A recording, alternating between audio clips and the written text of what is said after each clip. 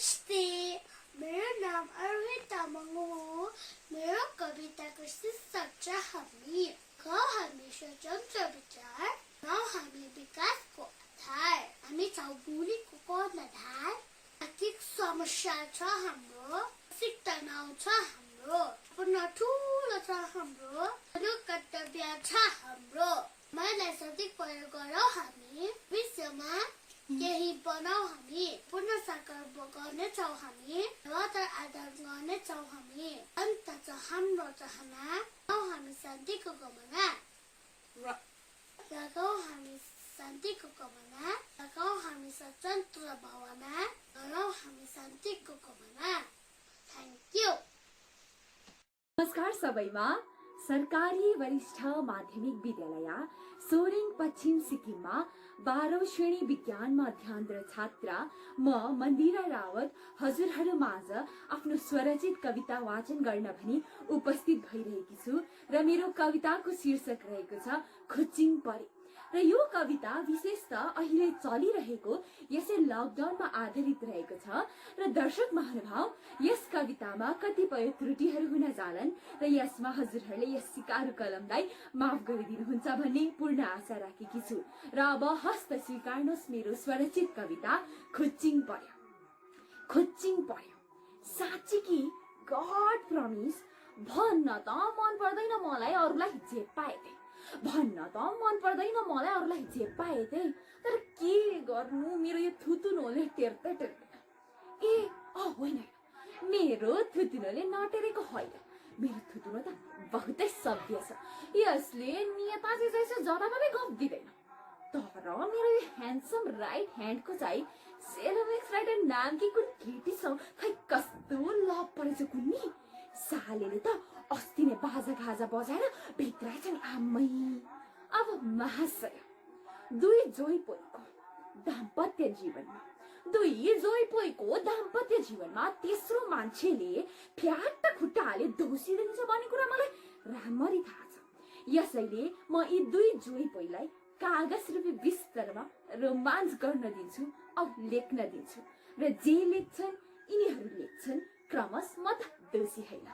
र यसैमा अहिलेको के रे त्यो साँच्ची लकडाउनलाई स्टडी गरी दुई बुढाबुढी भन्छन्, बुढी ए बुढा लकडाउन क्या त, त्यो भएर त तिमीहरूलाई ठिक पो पर्यो, घरमा आफ्नी यति राम्री श्रीमती हुँदाहुँदै अरू ठाउँ चक्कर चलाउने तिमीहरूलाई खुच्चिङ पर्यो। म त अझ भन्छु, भट्टी पसलहरूमा रक्सी घिचेर घरमा आए बुढी कुट्ने छुसीहरूलाई, आधा रातसम्म लखर लखर गाउँ चारै भूतका अवतारहरूलाई, ट्रिपमा आफूको बलवान छु भने दोस्तहरूसँग फाइट पर्ने मुला सागहरूलाई, छे नालामा नै सुच हुल्काउने गति छाडाहरूलाई, पब्लिक प्रपर्टीतिर पान थुक्ने बेसरमहरूलाई, कालो हेरिन सक्नु ओठमा सिगरेट च्यापी खुब ढाँचा देखाउन खोज्ने उम्रिँदैको तीन पातेहरूलाई, कुकुरे भैँस पलाएर बाटोमा हिँड्दै गरेका छिटीहरूलाई आँखा झिम्काउनेहरूलाई, जस्ट फर इन्जोयमेन्टको लागि महिलामाथि रेप गर्ने स्यालहरूलाई म त भन्छु प्रभु आइसा खुच्चिङ पर्यो। बुढीको यस्तो कुरा सुनि झनक्क बुढा रिसाएर भन्छन्, ठिक त तिमीहरूलाई पो पढिया छ त बरु। के रे काम पाइनेस भए गन्दुकमा स्त्री लगा भने जस्तै फोटो खिचे फेसबुकमा पोस्ट गर्न मात्र जान्थिस् नि तल जोरथाङको ग्रिन पार्क, माथि सोरेङको भेडाडा, पर च्याखुङको दुर्बिनी, अब त जानु पाए पो पुलिस दाइले बजिहाल्छन्। तिमीहरू घरमा एकछिन भेला भई कुरा काट्ने कुराउटिनीहरूलाई, अरूले जस्तो लाग्यो त्यही रोज्नेहरूलाई, कोही भन्दा कोही कमी नहुने रेस खेल्दै नक्कल पार्ने तिमीहरू उरपुतलीहरूलाई, एकछिन पनि मुखमा ताला लगाएर बस्न नसक्ने तिमीहरू मुखालीहरूलाई अब त देशैमा ताला लागेको खुच्चिङ पर्यो। बुढाबुढीको यस गन्थन सुनेर मलाई वक्क लाग्यो, मलाई साह्रो रिस उठ्यो। मैले बिचैमा कुरा काटेर भने, कति नै गरेर आएको, ठिक त साहब, म आमाकी काम जो छोडलाई पो परिया छ त, बिहान पनि कामै नगरी स्कुल भाग्ने र बेलुकी नि होमवर्कको बहानाले सिन्को नडाल्ने यस मन्दिरालाई पो महाशय खुच्चिङ पर्यो। धन्यवाद। र हजुरहरूले मेरो यस कवितालाई श्रवण गरिदिनु भएकोमा हजुरहरूप्रति म आभारी छु र हामी घरमै बसौँ यस लकडाउनमा र सुरक्षित रहौँ र हस्त बिदा लिन चाहन्छु। धन्यवाद। नमस्ते सम्पूर्णलाई म किरण गुरुङ अपरेलिङ बिजनबारी दार्जिलिङबाट र आज कालिम्पोङ संवादद्वारा कविता प्रतियोगितामा आज एउटा सानो कविता लिएर उपस्थित भएको छु। आशा लाग्छ हजुरहरूले मन पराइदिनुहुन्छ भनेर। मेरो कविताको शीर्षक छ मान्छे। मेरो कविताको शीर्षक छ मान्छे। हे मान्छे, तिम्रो सहर आज शमशान भएको छ। हे मान्छे, तिम्रो सहर आज शमशान भएको छ। तिमीले बनाएका ठुल्ठुला महलहरू, तिमीले बनाएका ठुल्ठुला महलहरू आज खाली खाली भएको छ। आज खाली खाली भएको छ। हे मान्छे, तिमीले बनाएका सडकहरू, हे मान्छे, तिमीले बनाएका सडकहरू आज सुनसान भएको छ। आज सुनसान भएको छ। देख्छु जताततै डर र त्रास बोकेको छ। देख्छु जताततै डर र त्रास बोकेको छ। हे मान्छे, तिमीले बनाएको सहर शमशान भएको छ। तिमीले बनाएका सहर शमशान भएको छ। आफैलाई ईश्वर ठान्ने मान्छे, आफैलाई ईश्वर ठान्ने मान्छे आफ्नै घरको कोठामा थुनिएको छ। आफ्नै घरको कोठामा थुनिएको छ। त्यसैले त अब बुझ न मान्छे, त्यसैले त अब बुझ न मान्छे, पैसै ठुलो होइन रहेछ भनेर, पैसै ठुलो होइन रहेछ भनेर। अब त बुझ न मान्छे, पैसै ठुलो होइन रहेछ भनेर। अब त बुझ न मान्छे, प्रेम र सहायताभन्दा ठुलो केही होइन रहेछ भनेर। अब त बुझ न मान्छे, प्रेम र सहायताभन्दा ठुलो केही होइन रहेछ। अब त बुझ न मान्छे, ईश्वरको सामु हामी कमिला बराबर रहेछ। ईश्वरको सामु हामी कमिला बराबर रहेछ। Thank you. आदरणीय जन्मा म मुकेश गिरीको न्यानो अभिवादन।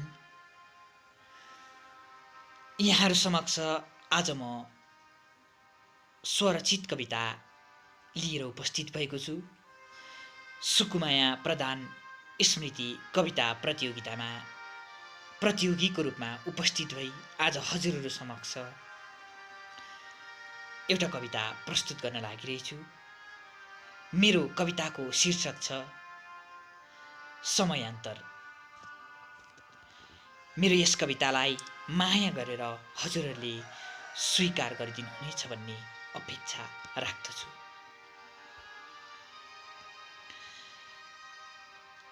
कविताको शीर्षक समयान्तर। छोरा, मैले चाहेर पनि तिमीलाई भन्न नै सकिन। छोरा, मैले चाहेर पनि तिमीलाई भन्न नै सकिन कि तिम्रो बुवा आज पनि तल्लो घरको छतबाट तिम्रा सपनाहरूका दृश्य हेरिरहेका छन् आकाशतर्फ। कि तिम्रा बुवा आज पनि तल्लो घरको छतबाट तिम्रा सपनाहरूका दृश्य हेरिरहेका छन् आकाशतर्फ। छोरा, मैले बोक्ने भारीमा तिम्रा प्रत्येक चाहनाहरू थुप्रिएका छन्।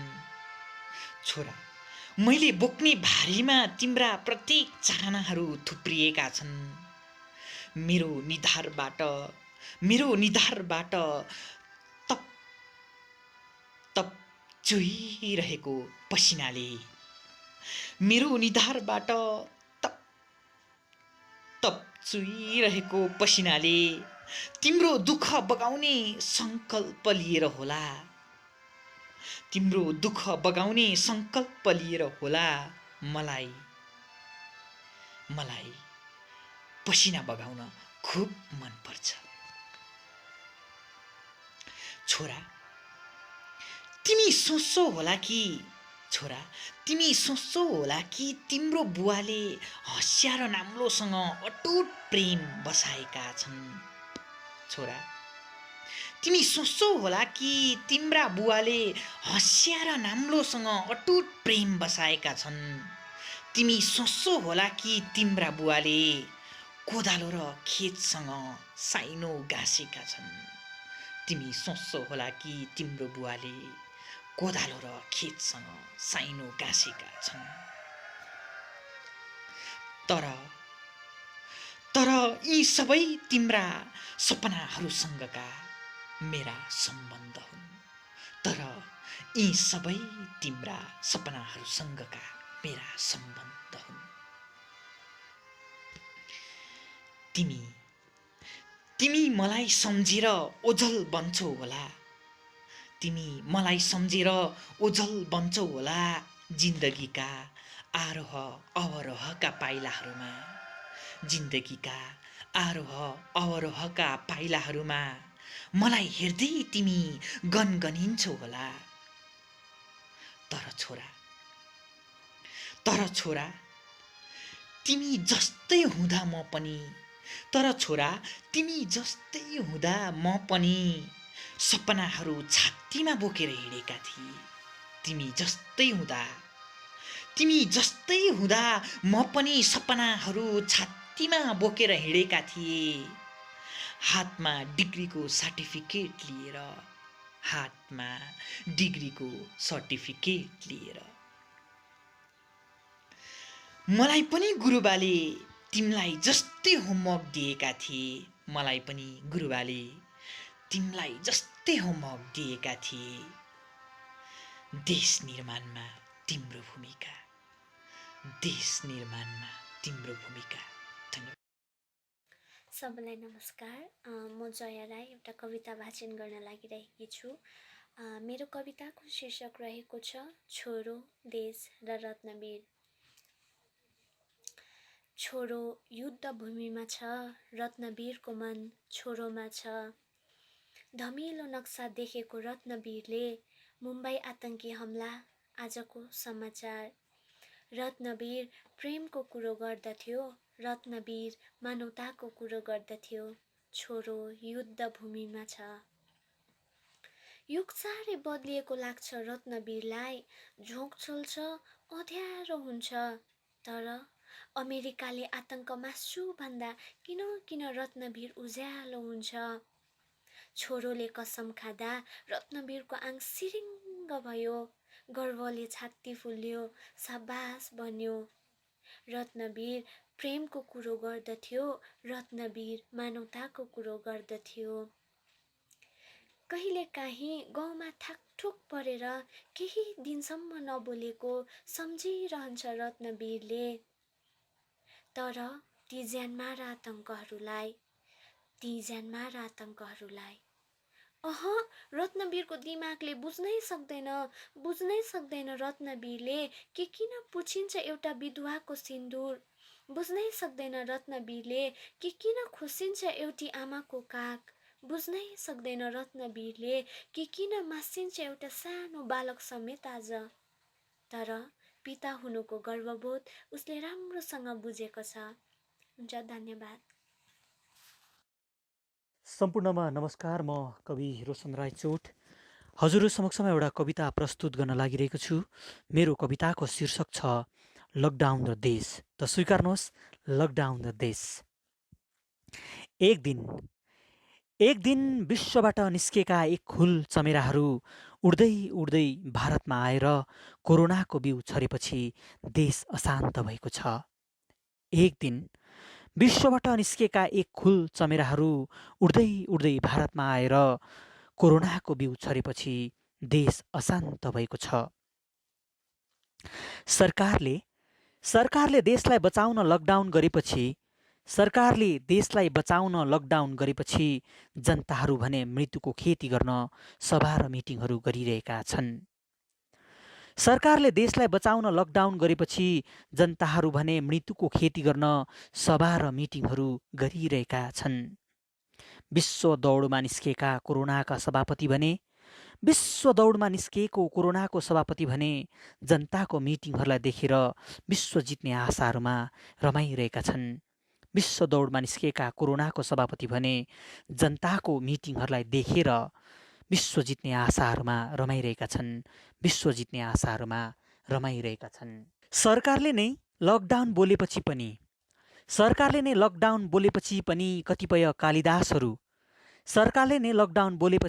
कतिपय कालिदासहरू महाकवि बन्न खोजिरहेका छन्। विज्ञापनको बजारहरूमा शाकुन्तलम र मेघादूतम लेखेर सरकारले नै लकडाउन बोलेपछि पनि कतिपय कालिदासहरू महाकवि बन्न खोजिरहेका छन् विज्ञापनको बजारहरूमा शाकुन्तलम र मेघादूतम लेखेर। कति भने लकडाउनको परिभाषा छाड्दै मुखुन्डो बाँड्न आतुर छन् जनचेतनाको खोल ओडेर विज्ञापनको बस्तीहरूमा। कति भने लकडाउनको परिभाषा छाड्दै मुखुन्डो बाँड्न आतुर छन् जनचेतनाको खोल ओडेर विज्ञापनको बस्तीहरूमा। देश बिसन्चो भएको बेला देशलाई नै घाँटी समाउन तम्सिरहेका छन्। देशका सन्तानहरू। कोरोना भने देश संहारको म्याराथनमा दौडिरहेका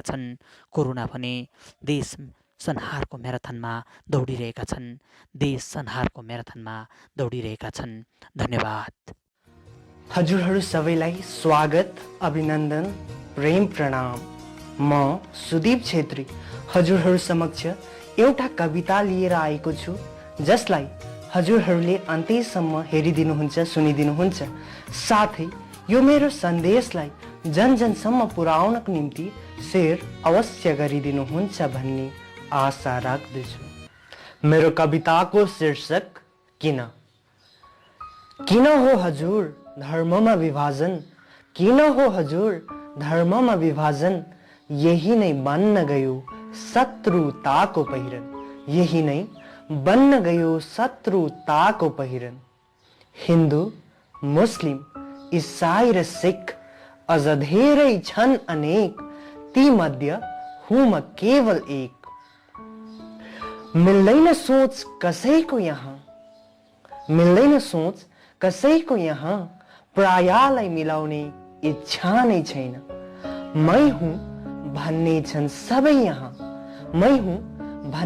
सबै यहाँ, दबिएर बस्न चाहन्छ को पो यहाँ।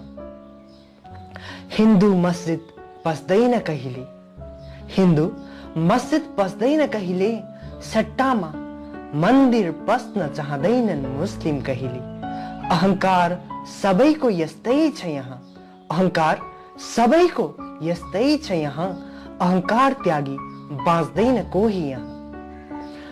अहंकार त्याग एकतामा बाँच, सारो र गाह्रोमा मान्छेलाई आफ्नो हातमा राख। अहिंसा नै धर्म हो, त्यसर्थ तिमी हिंसालाई त्याग। चाहे तिमी जुनै धर्ममा लाग, सबै धर्मलाई एकतामा राख। के छ र लानु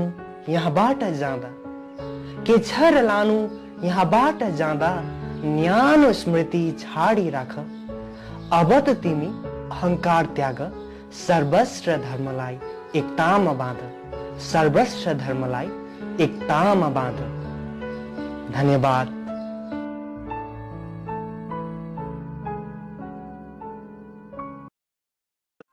नमस्कार, म सुखराम राई अफ पर्वतधाम कालिम्पोङबाट स्वरचित कविता लिएर आएको छु र मेरो कविताको शीर्षक रहेको छ सतकर्म। स्वीकार्नुहोस्। यो संसारमा सदा गर्न नभुल्नु असल सतकर्म, ती असल सतकर्म धर्म गर्न किन मान्नु र शर्म। सत विचार सतकर्मको सदा हुँदछ उच्च नाम, स्वच्छन्द कर्ममा फरकिलो जहाँ हुँदछ उच्च ठाम। सतकर्म विचार व्यवहारमा त्यो नै हो साँचो ईश, नहुँदछ घमण्ड पाखण्डी छल, न त हुँदछ रिस। सत्यमा जो जिउँदछौ मरेर गए नि अमर नै, उसको नाम यत्र तत्र सर्वत्र गाउँ र सहरमै। सतकर्मको निम्ति राति भर कञ्जूस गर्न हुन्न, नकारात्मक भाव वा दुष्कर्मले पटकै छुँदैछुन्न। सतकर्मको फल मेवा सरी गोला फुल अनि न त उडाउन सक्छ तुफानले र त्यो बाढीले पनि न त उडाउन सक्छ तुफानले र त्यो बाढीले पनि सतकर्ममा आउन सक्छ झुटो आरोपरा लान्छन् तर जे गरे पनि हारेरै जान्छ झुटो र सत्यता अकर्म असत्यता छ नि कता हो सतकर्म अनन्त हर पल सतकर्मले दिँदछ त्यो परमानन्द हर पल सतकर्मले दिँदछ त्यो परमानन्द त्यो परमानन्द। धन्यवाद। नमस्कार सबैजनालाई, म कर्मलिन सिन्तामा आज फेरि अर्को कविता वाचन गर्न गइरहेको छु। नेगेटिभ नसोचिदिनु होला है। मैले यस कवितामा हाम्रो समाजको फ्याक्ट कुराहरू देखाएको छु। कस्तो घटिरहेछ, हामी कस्तो समाजमा बसिरहेको छौँ, हाम्रो समाज कस्तो छ भन्ने कुराहरूलाई लिएर रचेको छु है। र मेरो कविताको शीर्षक स्वार्थी समाज।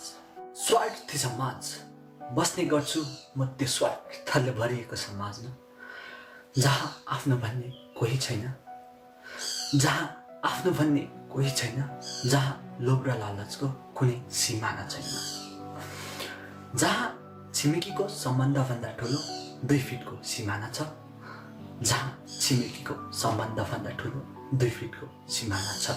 गर्छु म त्यो स्वार्थी समाजमा, जहाँ धर्म अनि शिक्षाको व्यापार हुन्छ, जहाँ धर्म अनि शिक्षाको व्यापार हुन्छ, जहाँ शिक्षित भएका मानिस अन्धविश्वासको पालन गर्छ।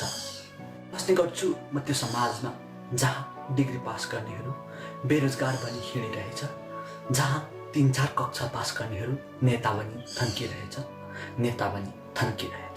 गर्छु म त्यो समाजमा, जहाँ जिउनका लागि जागिर चाहिन्छ, जागिर पाउनका लागि राजनीति चाहिन्छ, जहाँ पसिनाको छिटोभन्दा नोटको बिटो खोज्ने गर्छ, जहाँ पसिनाको छिटोभन्दा नोटको बिटो खोज्ने गर्छ।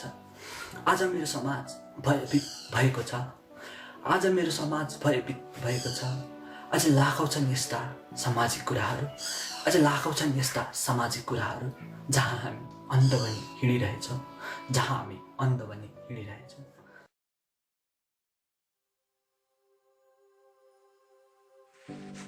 नमस्कार सम्पूर्ण दर्शकवृन्दहरूलाई, म प्रवीण राई कालिम्पोङ बमबस्ती निवासीबाट हजुरको समक्षमा एउटा कवितालाई लिएर आएको छु र यस कविताको न्यायाधीशहरूको अनुमति लिँदै म मेरो कवितालाई पाठन गर्न गइरहेको छु। मेरो कविताको शीर्षक रहेको छ आधुनिक युग। दुबोले खेती मारे जस्तो गरी मरिरहेछ मानिसहरू आधुनिक युगहरूमा।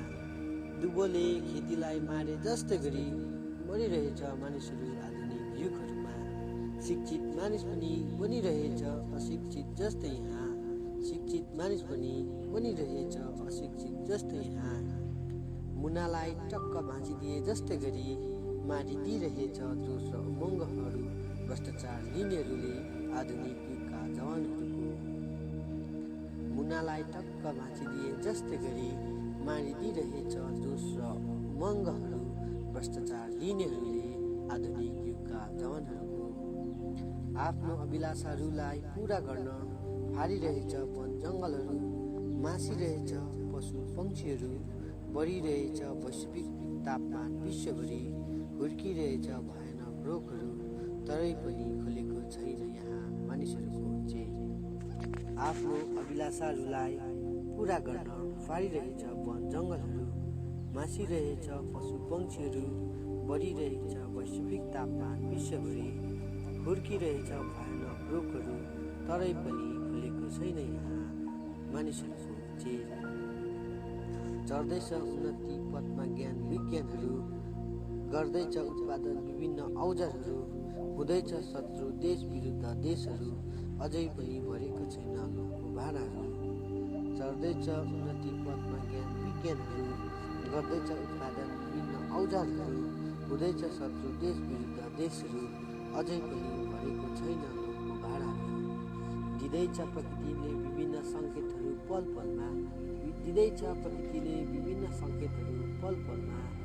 मर्दैछ मानिसहरू ठाउँ ठाउँमा, मर्दैछ मानिसहरू ठाउँ ठाउँमा। अझै पनि रोक्ने नामै छैन मानिसहरूमा, अझै पनि रोक्ने नामै छैन मानिसहरूमा। सम्पूर्णमा नमस्कार। म हो ज्योत्स्ना खतानी, डुवर्स चाल्साबगानबाट।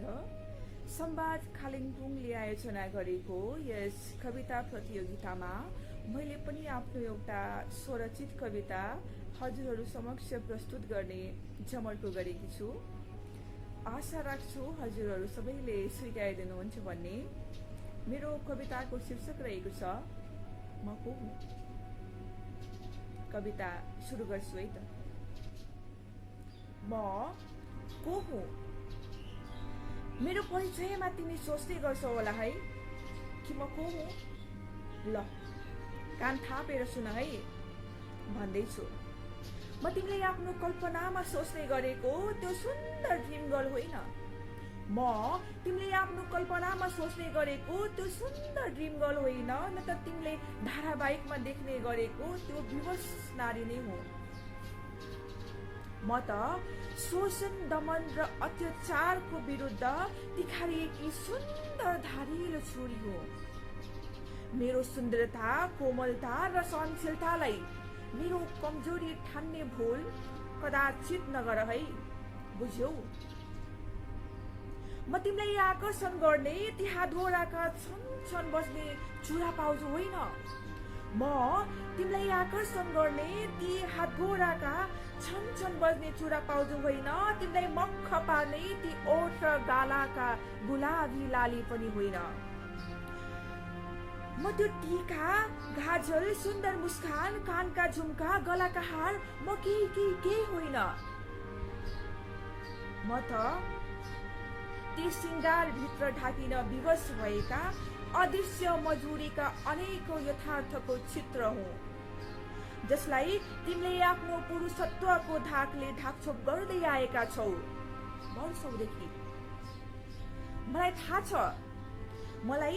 छ तिमीलाई मेरो बोली मन पर्दैन, किनकि म त्यो मिठो बाँसुरीको धुन होइन, प्रियतमाको मधुर स्वर होइन, निन्द्राको बिन, मन्दिरको भजन, आनन्दको गुन्जन म केही पनि होइन। म त ती असिफा, दामिनी, लक्ष्मी र प्रियङ्का जस्ता हजारौं शोषित चित्कारको त्यो निसाफी आवाज हुँ, जसलाई तिम्रा कुरूप हिंसक हातहरूले पैसाको आगमा दबाउन खोज्छन्, त्यो पनि सत्यमेव जयतेको दरबारमा, जहाँ खुलेआम काला कोटहरू पनि न्यायको दलाली गर्छन्, दोषीलाई भन्दा धेर निर्दोषलाई प्रश्न गर्छन्, शोषणको प्रमाण खोज्छन्, खाइते मुटुमा नुन छर्दै उद्रिएका इज्जतलाई झोसी दिन्छन् त्यो कठघरामा। अनि आफ्ना गोजी सेक्छन् पिल्सिएका ती खाउका राफहरूले। अनि त बढावा पाउँछन् तिमी जस्ता हिंसक राक्षसहरूले। तिमी सोचौ होला है कि आँखामा छाल हाली गर्ने तिम्रो मनमानी डर र लाजको डुबुल्कीमा चोबिन्छ भनी। तिमी सोचौ होला है आँखामा छाल हाली गर्ने तिम्रो मनमानी डर र लाजको डुबुल्कीमा चोबिन्छ भनी। तर म तिम्रो अपराधको त्यो सीसीटीभी क्यामेरा हुँ, जसलाई तिमी गाडीको भिडमा छेड्ने गर्छौ, एक्लै सुनसानमा पछ्याउने गर्छौ, सादा पहिरनमा निहाल्ने गर्छौ, पछाडिबाट सुसेल्ने गर्छौ, सुन्दर अनुहारलाई जलाउने गर्छौ, निर्दोष मनलाई डराउने गर्छौ, अनि तस्बिरहरूमा कुन्नी टिके शब्दहरूले पुपार्ने गर्छौ। म तिम्रा तिनै घृणास्पद दुस्साहको विद्रोही आवाज हो, जसलाई दण्डित अब देशको कालो पट्टी बाँधेको अन्धो तराजुले होइन, एकतामा आँखा खोलेको जनताको अदालतले गर्नेछ। म तिम्रो हरेक गलत पाइलाको त्यो मुर्दाबादको नारा हुँ, जसलाई अब हरेक शोषितको हकमा इन्साफ चाहिएको छ। हो, अब सबैको लागि न्याय चाहिएको छ। यति काफी छ है मलाई चिन्नलाई। अब त चिन्यो होला नि कि म को हो।